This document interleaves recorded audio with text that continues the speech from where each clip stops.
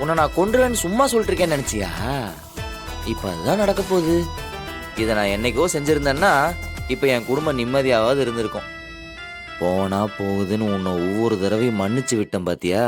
அதான் என் தப்பு. என்னை விட்டுருங்க மச்சான். மச்சான் உங்க கால்ல விழுந்து கேக்குற மச்சான். வேணாம் மச்சான், என்ன விட்டுருங்க. நான் என் அம்மாவை கூட்டிட்டு இப்படியே போயிடுறேன். நீங்க யாரெல்லாம் சொல்றீங்களோ அவங்க கால்ல எல்லாம் விழுந்து நான் மன்னிப்பு கேக்குறேன் மச்சான்.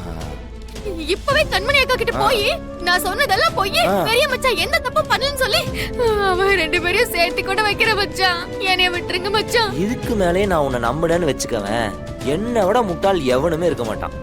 என் குடும்பத்துக்காக உன்னை பலி கொடுக்கறதா முடிவு பண்ணிட்டேன்.